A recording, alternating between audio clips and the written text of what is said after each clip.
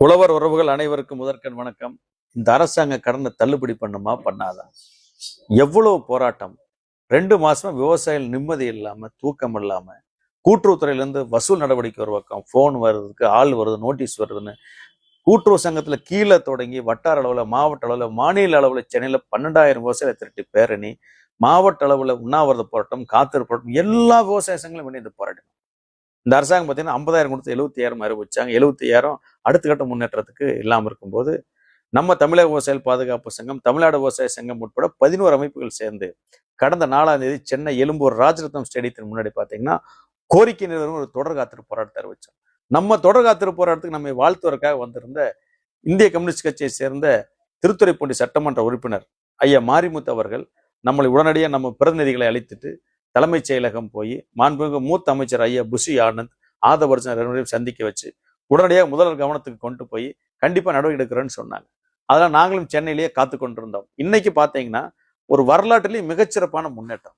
ஒரு போராடக்கூடிய அமைப்புகள், அதுவும் 8 மூத்த அமைச்சர்கள் தலைமைச் செயலகத்தை அழைச்சு துறை செயலர்கள் உட்பட, அதுபோக பாத்தீங்கன்னா சட்டமன்ற உறுப்பினர்கள் வேற 4 பேர். தலித் சட்டமன்ற உறுப்பினர் ஐயா ராமச்சந்திரன், கீழூர் சட்டமன்ற உறுப்பினர் ஐயா அம்மையார் லதா, அடுத்தது ஐயா மாரிமுத்து திருத்துறைப்பூண்டி சட்டமன்ற உறுப்பினர், இவங்க எல்லாரும் முன்னிலையில் உட்கார்ந்து 25க்கும் மேற்பட்ட விவசாய சங்க தலைவர்கள் எல்லாரும் கலந்து கொண்டு ஒரு மிகச்சிறப்பாக இந்த கூட்டுறவு பயிர்கடன் தள்ளுபடியில் விவசாய சிரமங்களை எடுத்துவதற்கு ஒரு வாய்ப்பு உருவாக்கி கொடுத்தாங்க.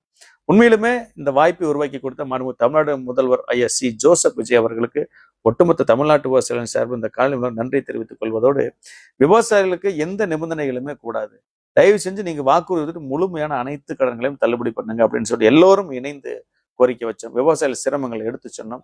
கண்டிப்பாக முதல்வர் கவனத்தை கொண்டு செல்றோம். நல்ல ஒரு முடிவாக முதல்வர் அறிவிப்பார். கண்டிப்பாக முதல்வர் உங்களை கைவிட மாட்டார். கண்டிப்பாக இந்த அரசு விவசாயிகளுக்கான அரசா இருக்கும், விவசாயிகளோடு இருக்கும். எப்பனாலும் நீங்க வாங்க, சந்திங்க, பேசலாம்னு சொன்னோம். 3 மாசம் வரைக்கும் இந்த மாதிரி ஒரு கூட்டத்தை வைங்கன்னு சொன்னா கண்டிப்பா நாங்க வைக்கிறோம், விவசாயிகள் குறைகளை கேட்கறோம், கருத்துக்களை கேட்கறோம்னு சொன்னாங்க. அது மட்டும் இல்ல, பாத்தீங்கன்னா கரும்புக்கு, பாலுக்கு, நெல்லுக்கெல்லாம் நீங்க தேர்தல் வாக்குறுதியில எங்களுக்கு கொடுத்த மாதிரி உடனடியாக விலை உயர்வு கொடுங்க அப்படின்னு சொல்லி கேட்டோம். கண்டிப்பா அதையும் நாங்கள் முதல்வர் கவனத்துக்கு கொண்டு போறோம்னு சொன்னாங்க. இனாமல பிரச்சனைக்கு தீர்வு காண்றதுக்கான எடுத்திருக்கிற முயற்சிகளுக்கு நாங்கள் நன்றி சொன்னோம், வாழ்த்துக்களை தெரிவிச்சோம், பாராட்டுகளை தெரிவிச்சோம். கண்டிப்பாக அதற்காக உரிய நடவடிக்கை எடுப்போம்னு சொன்னாங்க. கல் இறக்கி விற்பதற்கு இருக்கிற தடையை நீக்கணும்னு சொன்னா கண்டிப்பா முதல்வர் கவனத்துக்கு கொண்டு போறேன்னு சொல்லியிருக்காங்க. அது மட்டுமல்ல, வேளாண்மை துறை விவசாய வருமானத்தை உயர்த்துவதற்கான திட்டங்களை எல்லாம் நீங்க கொடுக்கணும்னு சொல்லி கேட்டோம். கண்டிப்பா அதுக்கான முயற்சி எடுக்கணும்னு சொல்லியிருக்காங்க.